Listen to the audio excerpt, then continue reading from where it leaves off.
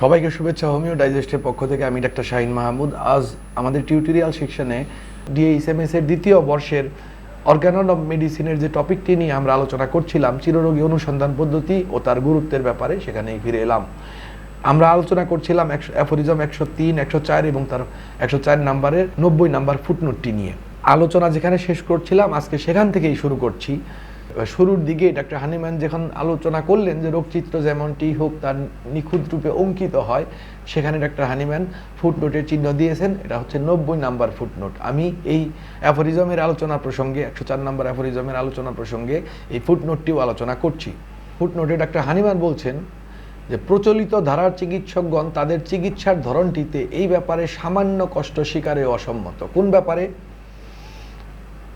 রোগীর নিখুঁত চিত্র অঙ্কনে, তার লক্ষণ সমষ্টি নির্ণয়ে, এটাতে সামান্যতম কষ্ট স্বীকারেও তারা অসম্মত। প্রচলিত ধারার চিকিৎসকগণের ব্যাপারে এটা বলছেন। আমরাও জানি, আমরা বর্তমান সময়ে 250 বৎসর পরে আমরা কিন্তু এই চিত্রটি দেখি যে রোগচিত্র নির্ণয় করার প্রয়োজন কিন্তু অ্যালোপ্যাথিক ট্রিটমেন্ট সিস্টেমে। তাদেরও কিন্তু কেস টেকিংয়ের অনেক বড় বড় বই আছে এবং আমরা যেভাবে কেস টেকিং করি ঠিক সেভাবেই তাদেরও কেস টেকিং করার নির্দেশনা রয়েছে। আমরা যেভাবে নিষেধ করি যে লিডিং কোশ্চেন করা যাবে না, রোগীকে নিরপেক্ষভাবে কথা বলতে দিতে হবে, সেগুলো অ্যালোপ্যাথিক ট্রিটমেন্ট সিস্টেমেও আলোচনা করা হয়। কিন্তু বাস্তবে আজ থেকে 250 বছর আগেও তারা এই ব্যাপারে সামান্যতম কষ্ট স্বীকারে অসম্মত ছিল এবং বেশিরভাগ ক্ষেত্রে আজও আছে। দুঃখের বিষয় হচ্ছে আমাদের হোমিওপ্যাথদের মধ্যেও এই প্রবণতা একেবারে কম নেই, ব্যাপক মাত্রায় আছে। লক্ষণ সমষ্টি নির্ণয়ের গুরুত্ব খুব কম চিকিৎসকই আসলে পার্সেন্টেজের দিক দিয়ে হিসাব করে। আমি জানি বাংলাদেশে বহু চিকিৎসক আছেন, অত্যন্ত নিয়মনিষ্ঠভাবে চিকিৎসা করেন, কিন্তু পার্সেন্টেজের হিসাবে এই সংখ্যাটি নিতান্তই কম। যাই হোক, রোগীর নিকট থেকে তার কেসের সমস্ত অবস্থা বিশেষের কোনো পূর্ণাঙ্গ বর্ণনার প্রতি বিন্দুমাত্র কর্ণপাত তারা করেন না। বস্তুত তারা প্রায়শই রোগীর কষ্টের কথা বর্ণনার সময়ই তাকে থামিয়ে দেন, যাতে প্রকৃত ক্রিয়া ক্ষমতা না জানা কিছু অজ্ঞাত উপাদানসমূহ সহযোগে প্রস্তুত ওষুধগুলির দ্বারা ত্বরিত প্রেসক্রিপশনটি লিখতে বিলম্ব না হয়। কারণটি বলে দিচ্ছেন কেন এটা করা হয়: দ্রুত রোগী দেখার স্বার্থে। ডাক্তার হানিম্যান এখানে প্রচলিত অ্যালোপ্যাথিক দ্বারার ওল্ড স্কুল যে শব্দটি ব্যবহার করতেন ডাক্তার হানিম্যান, অনেক জায়গায় সরাসরি অ্যালোপ্যাথিক ট্রিটমেন্ট সিস্টেমই বলছেন। তো এই ট্রিটমেন্ট সিস্টেমের তাদের কাছে কিছু ওষুধ রয়েছে যার কাজ আসলে পুরোপুরি জানা যায়নি। এটা কিন্তু বর্তমান সময়ের জন্যও সত্য। বর্তমান সময়েও কিছু সংখ্যক বেশিরভাগ সময়ই দেখা যায় যে অ্যালোপ্যাথিক ওষুধগুলোর স্বল্পকালীন সাইড এফেক্ট সম্বন্ধে জানা গেছে, কিন্তু দীর্ঘকালীন সাইড এফেক্ট কাউকে তো আর 10 বছর ওষুধ দিয়ে অপেক্ষা করে পরীক্ষা করে, অন্ততপক্ষে ফার্মাসিউটিক্যালস কোম্পানিগুলো এই কাজটি করে না। তাদের বাজারজাত করার প্রয়োজন ও টাকা উপার্জন করার প্রয়োজন এবং পুরোটাই চলছে টাকার উপর। কাজেই 10 বছর ধরে দীর্ঘকালীন সাইড এফেক্ট কী হবে সেগুলো নির্ণয় করা হয় না।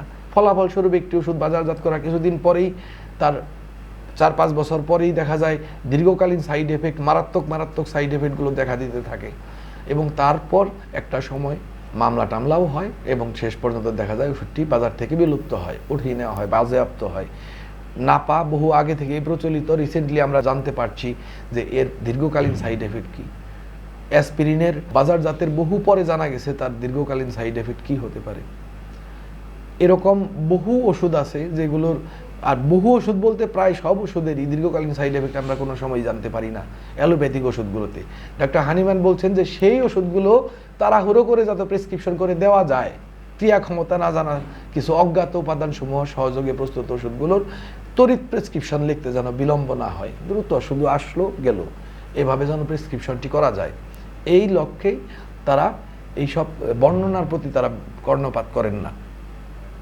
আমাদের ওষুধগুলোর কাজ জানা গেছে, কিন্তু তারপরেও তড়িৎ প্রেসক্রিপশনটি লিখতে যেন বিলম্ব না হয়, এজন্য অনেক চিকিৎসকই কেস টেকিং করেন না। আমি বলছি যারা কেস টেকিং করেন না তারা অন্ততপক্ষে হোমিওপ্যাথি করেন না, তারা ডাক্তার হানিম্যানের অনুসারী নন, তারা ভিন্ন কিছু করেন।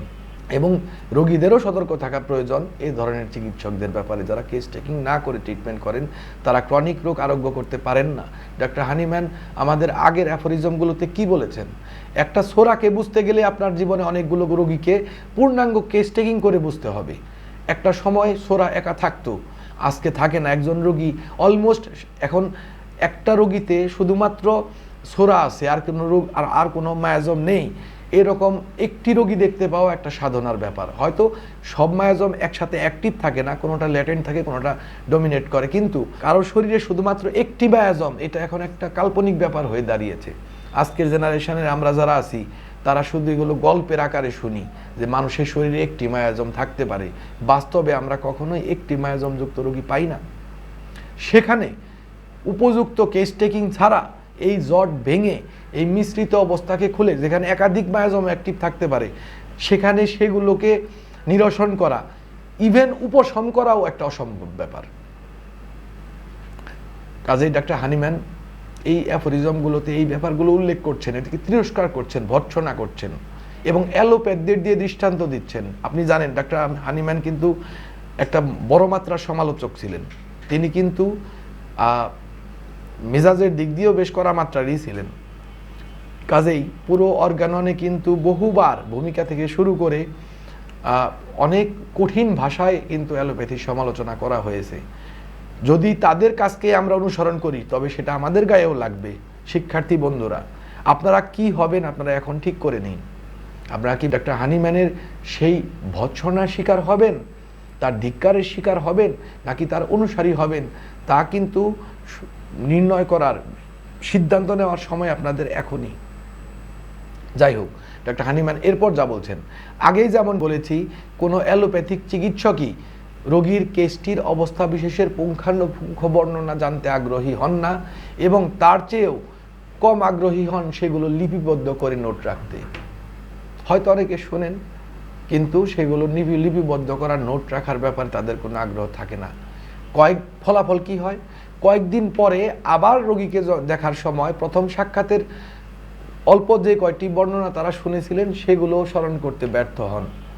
যারা আমাদের মধ্যেও কেস টেকিং করেন না তারা কিন্তু এই অভিজ্ঞতাটি সম্বন্ধে খুব ভালো মতোই বলতে পারেন। বহু সময় সমস্যায় পড়ি। মূলত আমাদের নিয়ম হচ্ছে, একজন হোমিওপ্যাথ যদি ট্রিটমেন্ট করেন এবং অন্য হোমিওপ্যাথের কাছে যদি রোগী যান, তবে তার কেসটি সে নিয়ে আসবেন, নিয়ম হচ্ছে এটা। সেখানে কেসই কেউ সংরক্ষণ করে না। আমাদের ওষুধগুলোর বিভিন্ন রকমের সম্পর্ক থাকে, অ্যান্টিডোটিং সম্পর্ক থাকে, ফলো আপ কমপ্লিমেন্টারি সম্পর্ক থাকে। আমি কিভাবে আগের কোন ওষুধটি দেওয়া হয়েছিল তার না জেনে আরেকটি ওষুধ দিতে পারি? কিংবা আমার কাছ থেকেও যদি কেউ কেসটি না নিয়ে যান, তাহলে অন্য একজন চিকিৎসক কিভাবে দিতে পারেন? এই সিনসিয়ারিটিগুলোর অভাব আমাদের মধ্যেও রয়েছে, এবং শুধু ওষুধ দিতে পারলেই বেঁচে যাব এই ধরনের প্রবণতা সিরিয়াসভাবে যারা হোমিওপ্যাথি না করে তাদের মধ্যে রয়েছে। কিন্তু ডক্টর হানিম্যান এই সব বিষয়গুলোকেই ভৎসনা করছেন, ধিক্কার দিচ্ছেন। তিনি বলছেন যে প্রথম সাক্ষাতে কিছু লক্ষণের কথা তারা শুনেছিলেন। তিনি এখানে আলোচনা করছেন অ্যালোপ্যাথদের সম্বন্ধে, কিন্তু আমি প্রাসঙ্গিকভাবে আমাদের মধ্যে যদি এই প্রবণতা থাকে সেগুলোও উল্লেখ করছি।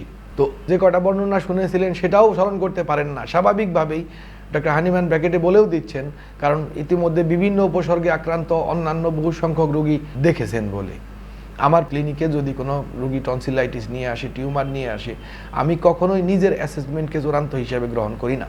কারণ আমি একই রকম টিউমারের বেশ কিছু রোগীকে দেখেছি, টনসিলাইটিসের, এনলার্জ টনসিলের বেশ কিছু রোগীকে দেখেছি। আমি গুলিয়ে ফেলবো, এটা অত্যন্ত স্বাভাবিক। এই কারণে রোগীদের আমি পরামর্শ দেই, রোগী নিজে যে জিনিস দেখতে না পারবে সেখানে অন্ততপক্ষে 3 জন, তার পরিবারের 3 জন ব্যক্তিকে দেখিয়ে রাখবেন, তারা অ্যাসেসমেন্ট করবেন। আমার স্মরণ থাকলে ভালো, আমি তাদের অ্যাসেসমেন্টের মূল্যায়ন করতে পারবো, না থাকলে পরেও অন্ততপক্ষে 2-3 জনের অ্যাসেসমেন্ট আমি পাই। যাই হোক, এখানে ডক্টর হানিম্যান বলছেন, আমি বললাম এই কারণে এই অভিজ্ঞতাটুকু, যেখানে এত বিস্তৃত কেস টেকিং করা, মনোযোগ দিয়ে দেখা, এত গবেষণা করার পরও ভুলে যাই, সেখানে যদি বেখেয়ালে কয়েকটি কথা শুধুমাত্র শোনা হয় কিভাবে মনে থাকবে? ডক্টর হানিম্যানের পরবর্তী কথা হচ্ছে, তিনি সমস্ত কথাকে বরাবর এক কান দিয়ে ঢুকিয়েছেন এবং অন্য কান দিয়ে বের করে দিয়েছেন। এই হচ্ছে তার বর্ণনা শোনার পদ্ধতিটি ছিল এরকম। কাজেই তার পক্ষে আর মূল্যায়ন করা সম্ভব নয়।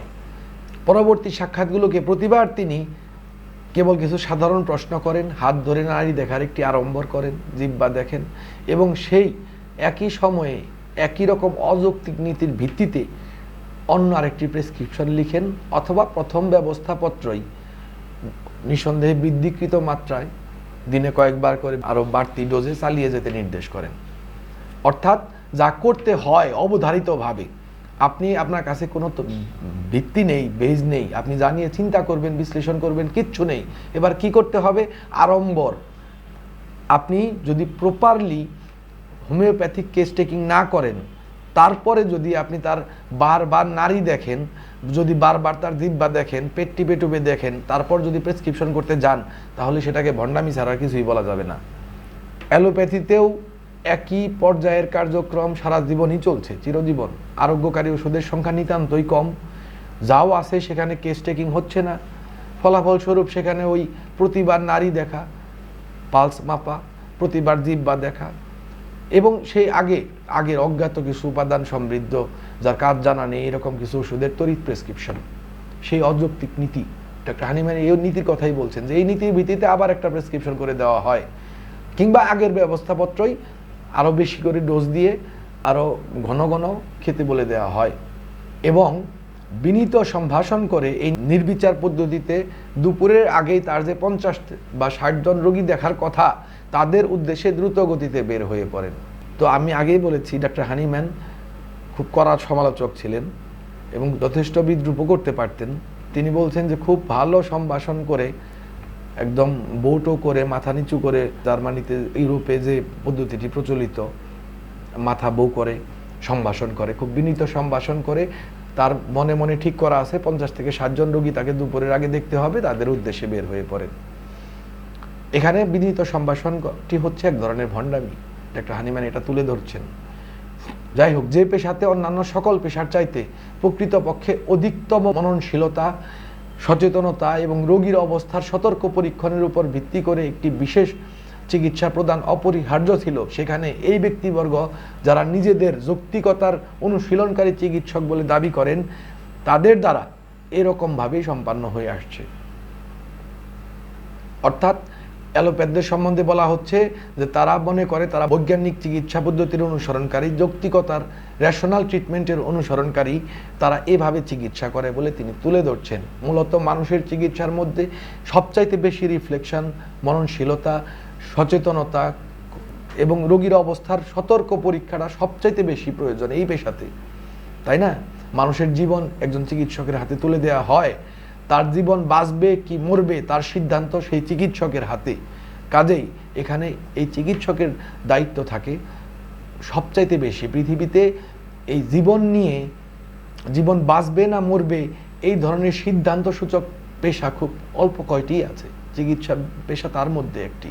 শিক্ষার্থীরা, এটা এত বিস্তারিত বলার কারণ হচ্ছে আপনারা কি হবেন সেই বিষয়টি কিন্তু আপনাকে এখনই ঠিক করে নিতে হবে।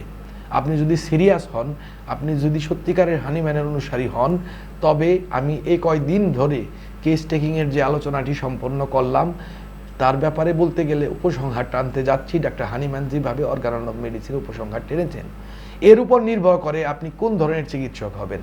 অ্যালোপ্যাথির অনুসরণকারী, অনুকরণকারী চিকিৎসক, সংক্ষেপে তড়িৎ ব্যবস্থাপত্র প্রদানকারী চিকিৎসক, যাদেরকে আসলে প্রকৃতপক্ষে হোমিওপ্যাথ বলা কখনোই সম্ভব নয় এবং তারা আসলে হানিম্যানের অনুসারীও নন।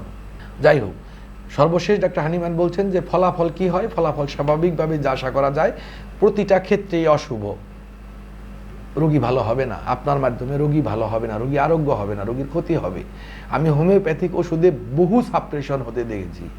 সাপ্রেসড অবস্থায় আমার কাছে এসেছেন, অনেক বাজে অবস্থায় আমার কাছে এসেছেন, অবিরত ওষুধ খাইয়ে প্রুভিং করে তার শরীরে ব্যাপক মাত্রায় লক্ষণ প্রকাশ করে আমার কাছে। আমি সবসময়ই বলি, একটা কেস অ্যালোপ্যাথিতে ডিসরাপ্টেড হলে যতটুকু ভয় আমি না পাই, হোমিওপ্যাথিতে যদি ডিসরাপ্টেড হয় আমি অত্যন্ত আতঙ্কগ্রস্ত থাকি। সেই কেসগুলোকে ভালো করাটা আরও বেশি মুশকিল, সেটা নিয়ে আমি আরেক দিন আলোচনা করব। যাই হোক, প্রতিটা ক্ষেত্রেই ডক্টর হানিম্যান বলছেন যে তার ফলাফল হয় অশুভ, তবুও রোগীদেরকে তাদের কাছেই পরামর্শের জন্য যেতে হয়। অ্যালোপ্যাথদের ব্যাপারে বলছেন যে তবুও তাদের কাছেই রোগীদেরকে যেতে হয়। কেন যেতে হয়?